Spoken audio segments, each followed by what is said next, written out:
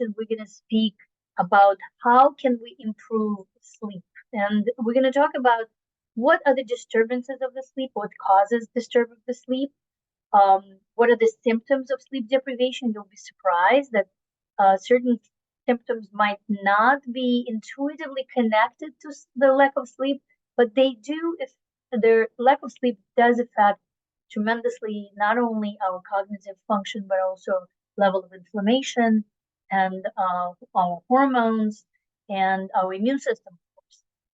We're also going to look at their how do sleep issues can manifest, because for different people it can manifest differently. Some people feel irritable, some people feel tired, some people feel brain fog. And we'll talk about variety of the treatment options from conventional standpoint as well as from the functional medicine standpoint.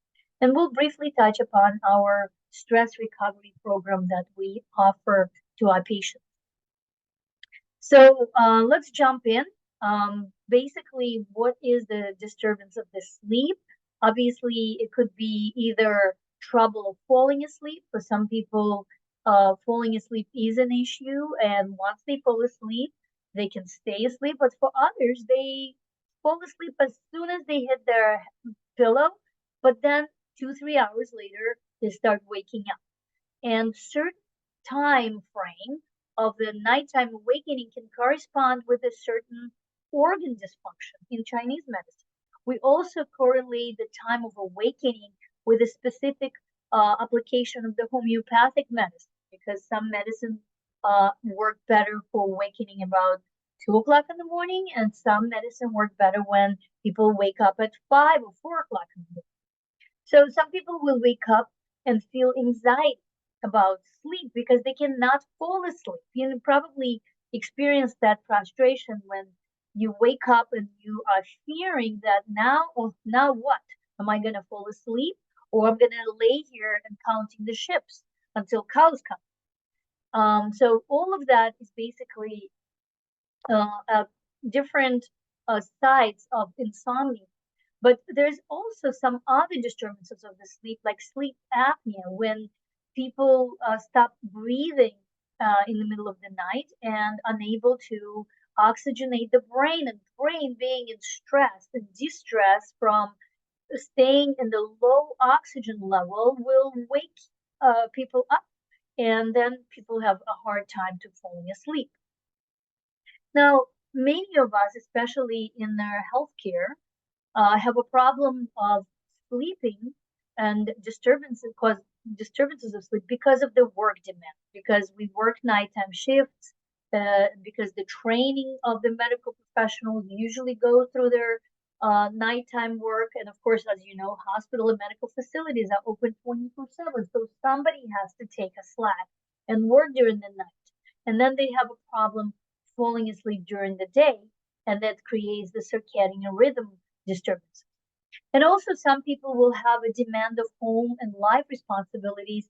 When you, women, especially women, but also men, sometimes go to bed and then, I forgot one last thing to do. Let me get up and do it.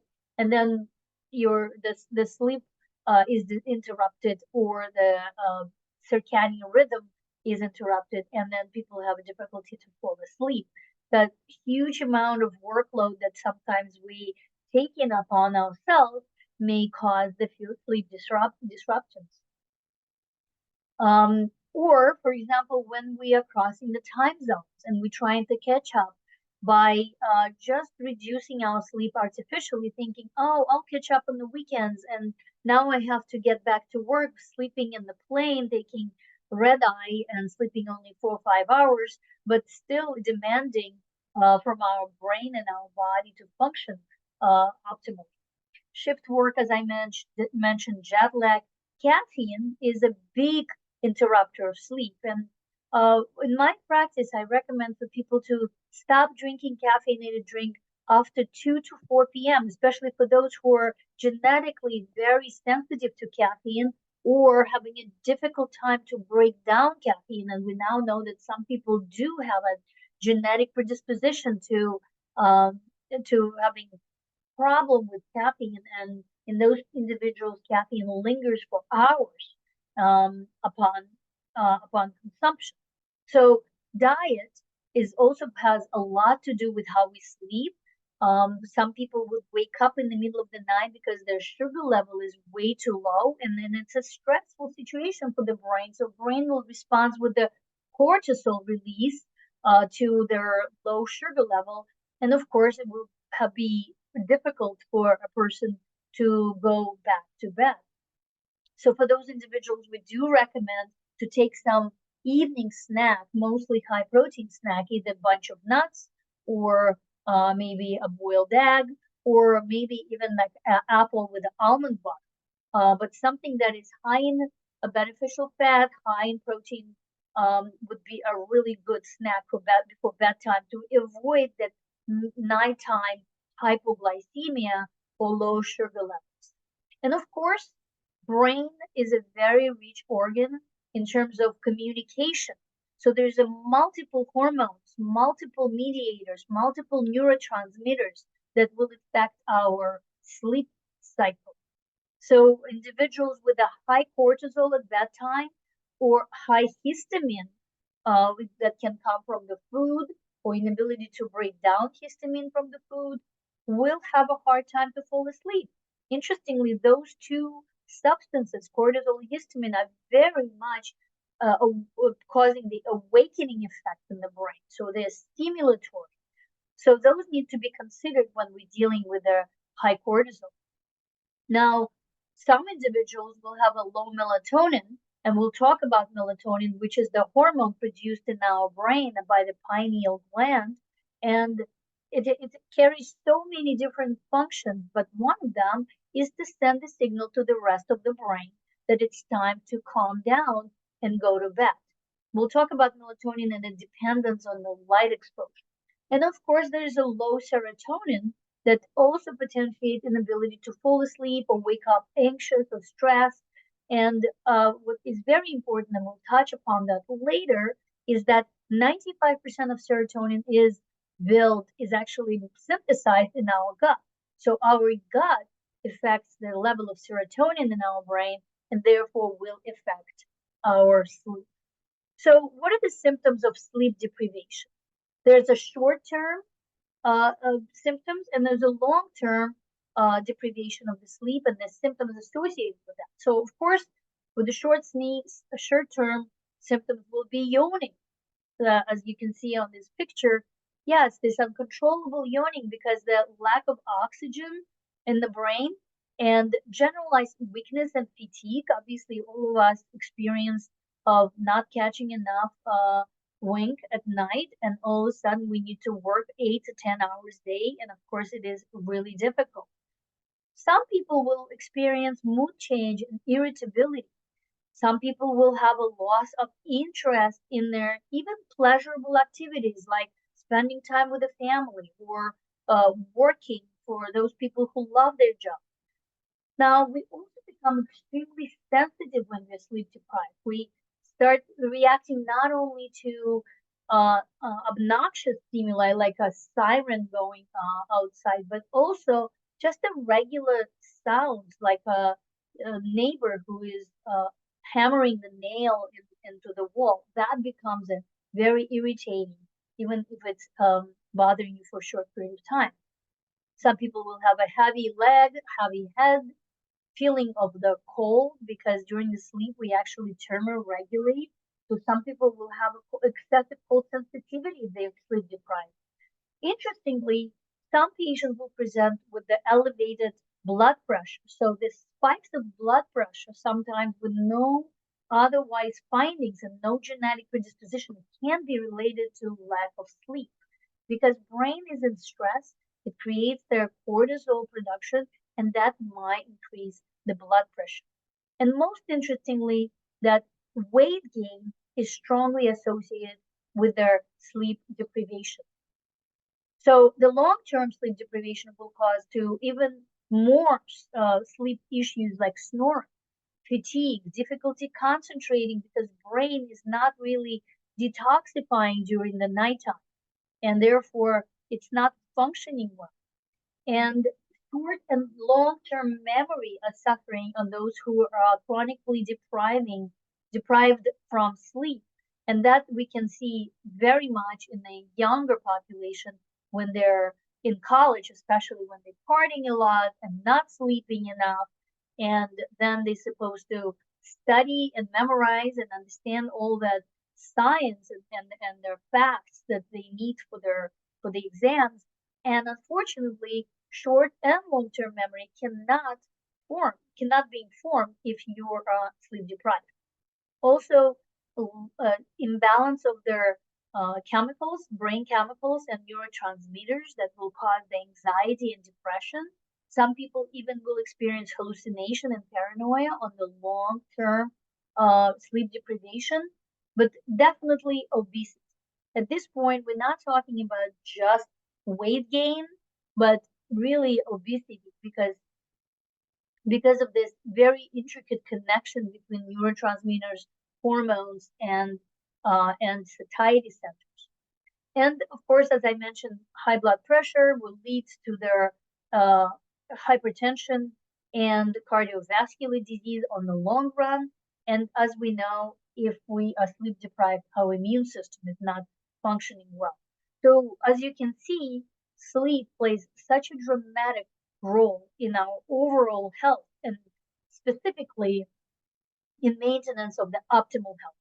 And that's where majority of the patients who come to functional medicine, they do want to reach that optimal health. And as we know, 50 to 70 million people in the United States suffer from one or more sleeping disorders. Either it's a sleep apnea, or it's a sleep deprivation, or sleep excess, or restless leg syndrome. So there's definitely multiple disorders, and some of us have more than one. So how does it happen? Definitely, sleep environment plays dramatic role in how we sleep and if our sleep interrupted or not. As you know, the light exposure, I definitely recommend for my patients to wear blue light blocking glasses up to 9 p.m., even if they continue or need to work on the computer or be on their cell phones, because that blue light that we expose ourselves through their eye sends the signal to the brain, stop production of melatonin. This is not the end of the day. You still need to be awake and functioning. So light exposure. Then temperature exposure. As you probably know, people sleep much better when the temperature of the room is maintained below 68 degrees of Fahrenheit.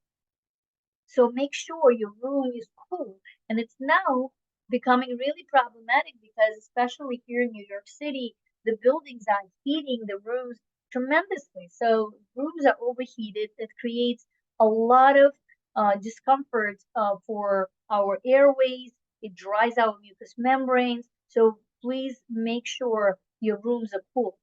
So other sleep environment that is really important is to keep your room dark.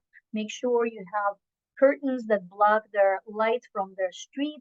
Make sure you're blocking their outside noise so you're not disturbed by their uh, garbage truck that is going and picking up the garbage in the middle of the night. And those are very, very important. And by the way, all of you who participate today in our live Q&A, you will receive a sleep better guide as a part of your post-event emails. So keep an eye on that. But also, we recognize that there are some physical disturbances. Pain is being one of them. Neck pain, back pain, joint pains. Those physical disturbances can very well create a problem for sustainable sleep. Temporarily or chronic stress is a really big factor for interrupting and disturbing our sleep patterns, and also the variety of the medical conditions. So we talked about how light affects our melatonin production. As you can see on point number one, when the sun goes down, we and the light in our environment, immediate environment, supposed to subside, we stop stimulating our photoreceptors in the brain. That signal from the photoreceptor is supposed to go into the brain and stimulate our suprachiasmatic nucleus. That's what it says. SCN stands for suprachiasmatic nucleus, that coordinates the release of signals throughout the brain that start the sleep cycle in our brain, right? So SCN, a supranuclear nucleus, is the principal circadian pacemaker in our brain, and it's extremely important uh, for that to function well. And it strongly depends on the light exposure. Then serotonin in the brain will convert into the melatonin, and as well as melatonin will be produced by pituitary pineal gland, and that's what sends the signal to the rest of the body that it's time to sleep. So melatonin is actually a very important hormone, and we all reduce the quantity of melatonin with age. And it's unfortunate, but we even further reduce the quantity of melatonin when we are exposing ourselves to the light late at night. So I see now more and more younger people with a very low melatonin level when we really need to implement supplementation therapy of serotonin. I'm sorry, melatonin, and need to really help our young people to live healthier life. So if people have trouble falling or staying asleep, it definitely needs to be addressed as soon as possible, because or when we are waking up not well rested, even after spending 7 to 8 hours in bed. Or we experiencing mood changes and memory changes, those could be very well signs of sleep deprivation. Or even when we experiencing gain that is not explicable by their dietary changes, when we have the blood pressure circulation or difficulty concentration, all of those things will be very, very important for us to consider as a consequences of sleep deprivation. So in conventional medicine, when you go to your primary care doctor, you probably will get a foundational blood work to see if anything in the blood test can indicate why you cannot fall asleep. And sometimes some of the sleep centers will run polysomnography, which is the test evaluating the sleep throughout the night. Sometimes even neurologists can do the electroencephalogram, which is the electrical rhythm of our brain, to see if there's any abnormalities, or multiple sleep latency test, which is the test looking at their uh, brain function throughout the day. In the functional medicine, though, we do a very interesting and very specific evaluation of their sleep patterns. We'll look at their neurotransmitters test. So we're looking at their major players of the hormonal players and neurotransmitters players, things like cortisol, melatonin, serotonin, progesterone, GABA neurotransmitters. All those are very, very intricately related to to sleep onset and sleep maintenance. And this is a simple urine test that we run in the office. You can either we give patients a kit. They will urinate first thing in the morning. The urine will contain metabolites of those essential neurotransmitters and hormones, and from there we can determine what is the imbalance in a speech-specific patient. We also evaluate the diet. We evaluate their lifestyle. What is the sleep hygiene? What is patient, how the patients eat? Do they experience that nighttime hypoglycemia that can be very detrimental in maintaining sleep, as I said? We look also at the stool test. As I mentioned, 95% of our serotonin is produced not necessarily in the brain, but in the gut. So if there's not enough microbes that are helping us to synthesize serotonin, our sleep might be interrupted, and it can definitely lead to their mental health disorders like depression, anxiety, and attention deficit. So we also, in the conventional medicine, as you know, there's a traditional treatments, and they usually you might get a sleep aids like some pharmaceuticals, some antihistamines that can help you to with onset of the sleep. Sometimes it will be prescribed the pain medication because some of the pain medications will have a sedative and sleep onset facilitating effect. And many patients will end up being on benzodiazepines like Xanax or Klonopin, especially if they experience difficulty to fall asleep. And some non-pharmaceutical methods of helping people with sleep is as you know, their continuous positive airway pressure machine or CPAP machine that is prescribed for sleep apnea. Some doctors will prescribe the dental guard, especially for patients who are clenching their teeth very difficultly. And sometimes even surgery can be recommended to remove enlarged tonsils and relieve their sleep apnea. Now, with functional medicine, as I mentioned, we do look at the lifestyle of the patient. We do implement a lot of education. We talk about all those different factors that can contribute to sleep onset and sleep duration.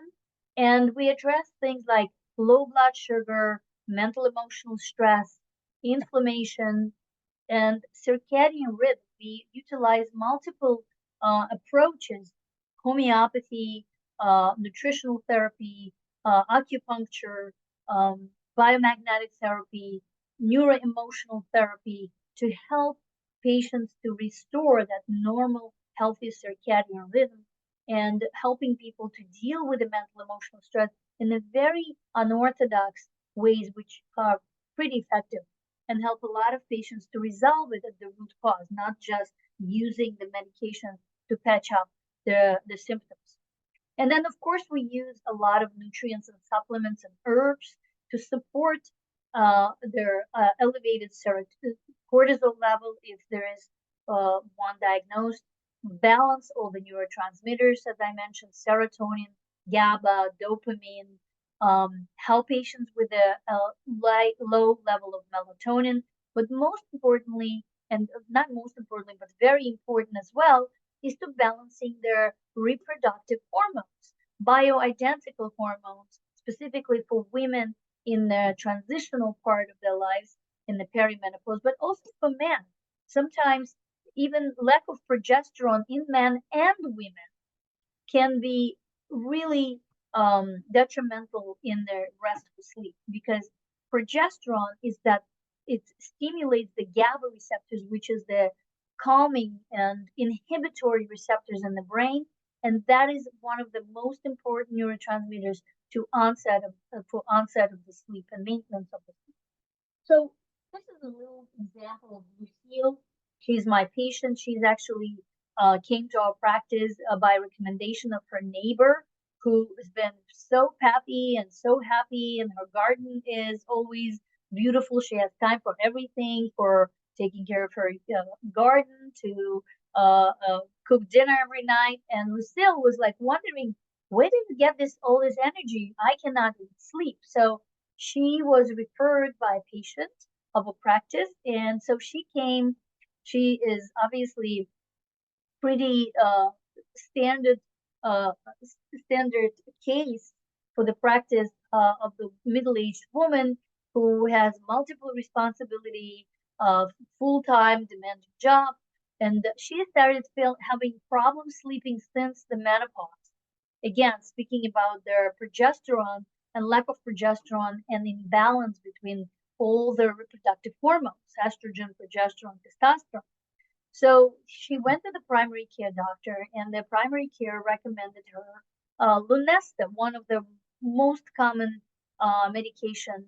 Maybe you know about Ambien, so it's from that from the group of their.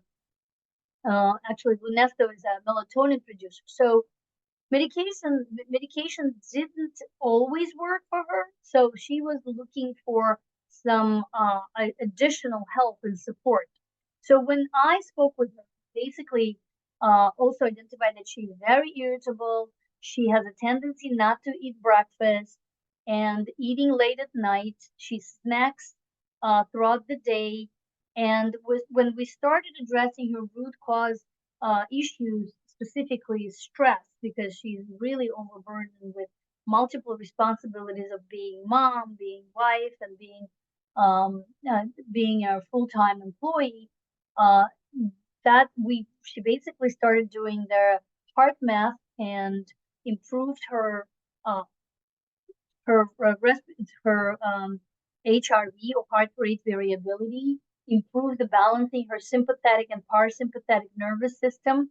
That helped her to manage her stress and make the right decisions about what does she need to do herself and what does she need to delegate to her team at work, or get involved a family member to help her with the care for her family. We also regulated her blood sugar, making her eat 3 balanced meals per day. And if she's skipping breakfast, at least she's getting some protein early in the day and throughout the day. We implemented some nutritional deficiencies. She showed up that she's really deficient in magnesium, and also we looked at her hormones and found that her progesterone was really low, and estrogen was low as well. And we implemented some life changes and lifestyle changes that helped her to improve her sleep. So with the lifestyle stress reduction technique and addressing other root causes, and she needed less and less prescription of Lunesta, and she discontinued her medications under proper supervision, which gives you a really good example that medication can be used temporarily, but they don't have to be used chronically. There must be some shift in the lifestyle made, and something needs to be done with their nutritional status of the patient and the regulation of the hormone to avoid chronic medication consumption. So this is basically, in a nutshell, our approach to the stress recovery program. When patients come specifically with their mental, emotional symptoms like depression, anxiety, or sleep insomnia problems, low resilience to stress, we look at their holistic holistically at what is going on in the patient's life. We're not just fixing one symptom. We're looking how they eat, what's their relationships are, what do they do for fun, how they rest, how they sleep, what is the nutritional status is. So all of those things are very, very important. Of course, they take time. That's why our initial visit is usually 2 hours versus 15 minutes that you probably encountered in the conventional setting. So all that evaluation gives us a very good idea of where is the point of the best return. So we start targeting specifically that point of an identified imbalance, and that usually brings people to a better balance. And all abnormalities that we see usually are being corrected pretty easily. We usually order testing, as I mentioned. We will order some conventional tests, like conventional blood tests, where you can go to the lab of your choice, usually national labs, labs that are covered by insurance.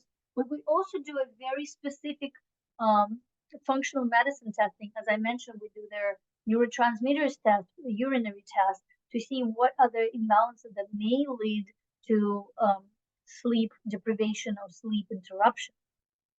We work really hard on intervening with the lifestyle, and we usually give the prescription of their supplements and herbs for the patients to better balance and control their neurotransmitters, inflammatory mediators, and other points of intervention. And the patients always get a little bit of a homework where they need to educate themselves on a specific topic.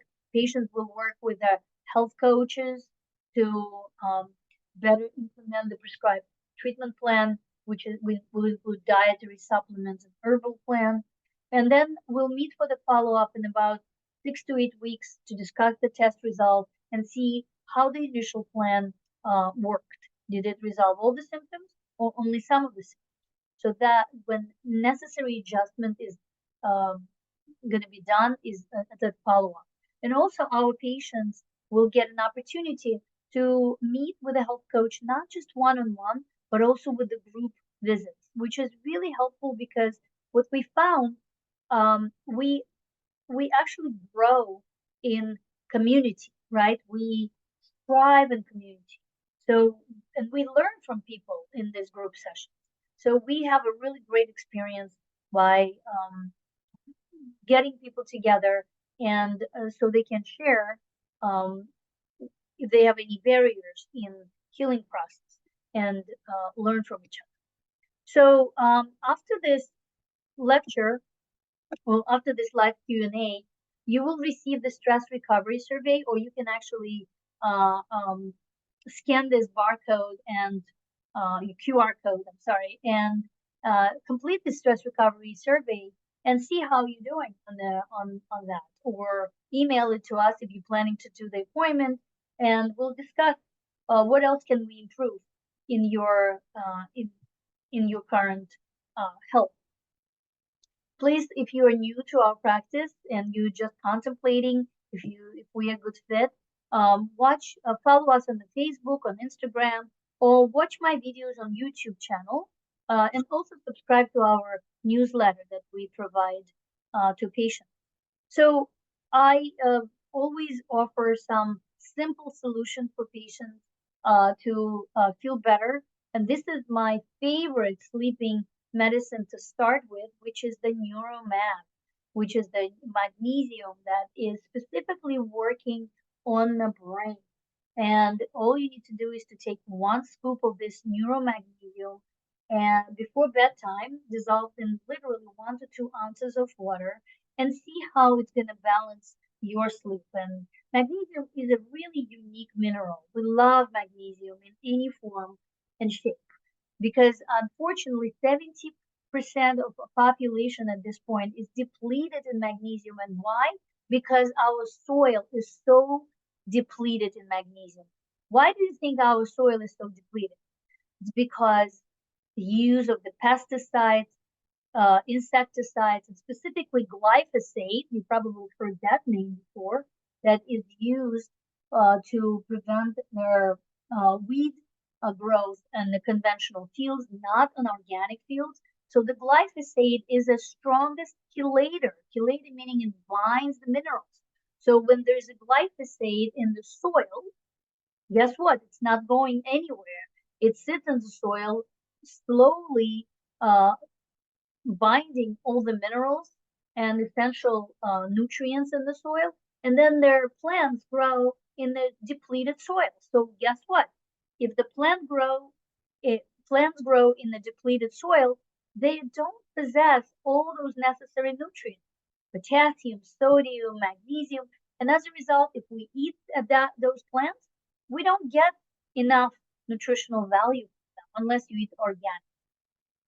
So magnesium is one of their most commonly depleted mineral in my patient's blood test. So just giving magnesium sometimes resolve about 50% of the issue with sleep. So, and do you need to take it all the time? No, but you need to supply and restore the storages of your magnesium in the body, and then you can start taking breaks. You might need to come back to it once a week or twice a week because we continue to utilize magnesium in the body, but there's depleted sources in the food from magnesium. So yes, supplementation is unfortunately very important at this point of our modern life, and that's why I definitely a big proponent of their this product. So for you, because you're participating in our live Q&A, take an advantage of 15% off from my store, which you can that you can reach by clicking on this link, shop.drlenaklimenko.com, and find a store. And from that store, you can go right into um, our e-store. And just a reminder, we do offer physician grade, pharmaceutical grade nutritional IV. This is actually an excellent way to replenish your magnesium by bypassing the gut. Some people with the gut issues might not respond to oral supplementation of magnesium.